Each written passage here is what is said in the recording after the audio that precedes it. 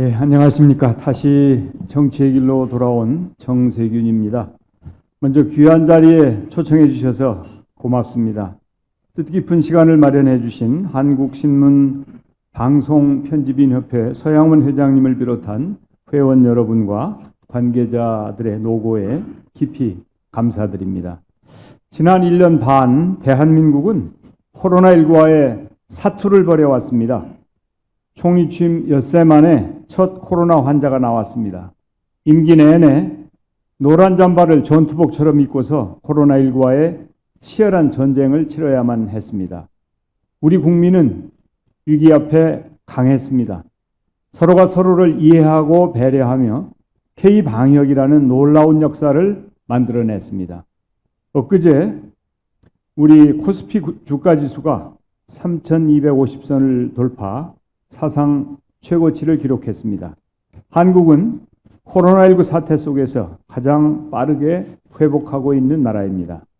방역과 경제를 동시에 잡은 K-방역은 세계가 인정한 대한민국의 자랑이자 성과입니다. 이제 마지막 고개인 백신 접종만 남았습니다. 국민 여러분의 적극적인 협조가 뒷받침된다면 코로나와의 전쟁도 곧 끝을 볼 수 있을 거라 확신합니다. 존경하는 언론인 여러분, 저는 우리 국민의 위대함을 믿습니다.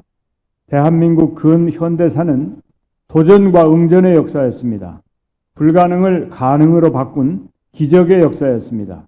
식민지배와 해방, 한국전쟁, 보릿고개, 군부 독재, 오일 쇼크, IMF 환란, 글로벌 금융위기와 현재 맞닥뜨린 코로나19 팬데믹까지 매 순간 위기였고 하루하루가 살얼음판이었습니다.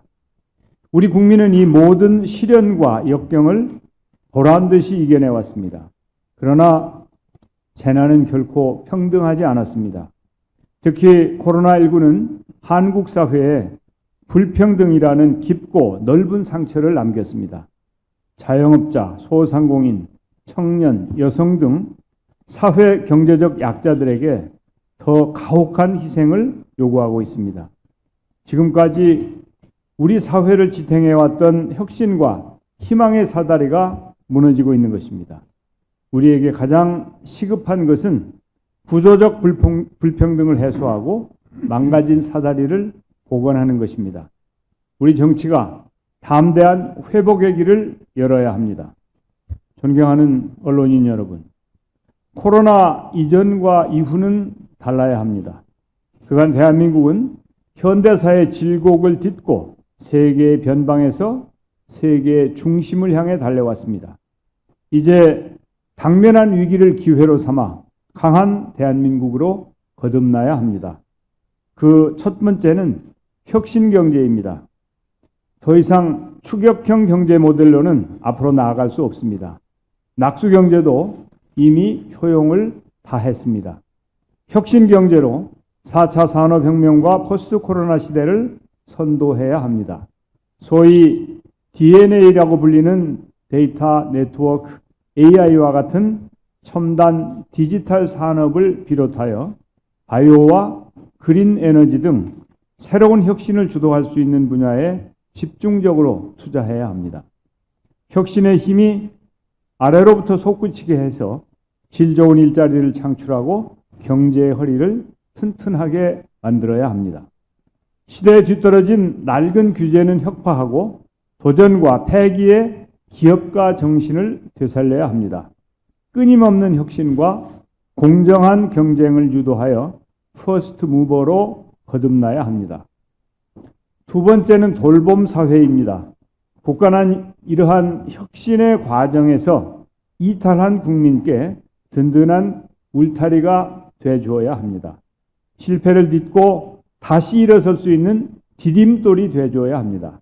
특히 자산 불평등으로 인한 기회 불평등 해소를 위해 우리 사회가 청년들에게 기초 자산을 물려줘야 합니다. 우리 청년들이 부모 찬스 없이 자유롭게 배우고 창업하고 주거의 문제를 해결할 수 있으려면 푼돈이 아니라 목돈이 필요합니다. 앞으로 태어날 신생아가 성년이 되었을 때 1억 원씩 지급하는 사회적 상속제도 도입을 제안드린 이유입니다. 세 번째는 사회 통합입니다. 한 개의 화살은 약하지만 한 묶음의 화살은 강합니다. 갈라진 민심을 통합하여 더욱 단단하고 강한 대한민국을 만들어야 합니다. 사람 간의 차별, 지역 간 격차를 해소하고 모든 국민과 모든 지역이 조화롭게 공존하는 균형 국가로 나아가야 합니다. 존경하는 언론인 여러분, 고조되는 미중 패권 경쟁과 코로나19 팬데믹의 충격 속에서 국제 질서가 크게 요동치고 있습니다. 대한민국이 새로운 시대의 선도국가로 발돋움하기 위해서는 정치 리더십이 중요합니다. 정권 재창출은 민주당의 숙명이자 지상 과제입니다.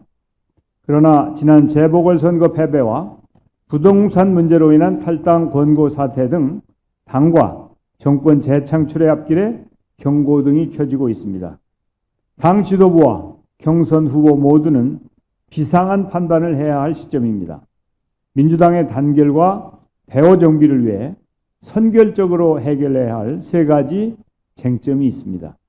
첫째, 개헌 문제입니다. 개헌은 시대적 요구입니다. 문재인 대통령께서도 후보 시절 임기 중 개헌을 공약한 바 있습니다. 그러한 약속에 따라 지난 2018년 정부 개헌안이 발의되었습니다.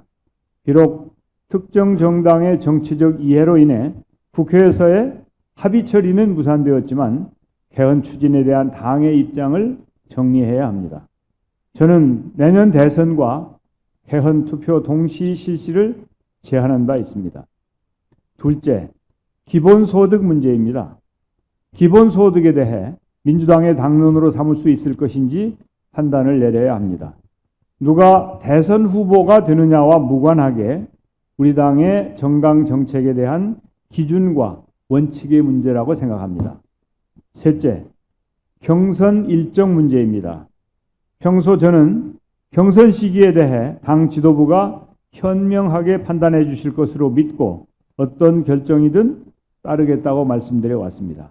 그 입장은 지금도 변함이 없습니다. 하지만 지금 야당발 변화의 돌풍으로 민주당의 정권 재창출 노력에 먹구름이 드리워지고 있습니다. 정권 재창출을 위한 최선의 시기와 방법에 대해 건강한 당내 소통과 논의가 필요합니다. 민주당의 목표는 후보 선출이 아니라 정권 재창출이며 코로나19로 힘들어하고 계신 국민과 당원에 대한 배려가 있어야 합니다. 이상과 같이 민주당의 정권 재창출을 위한 3대 쟁점에 대해 당이 주도적으로 입장을 정리해야 합니다. 당내 기본 노선에 대한 차이가 있어서는 안 됩니다.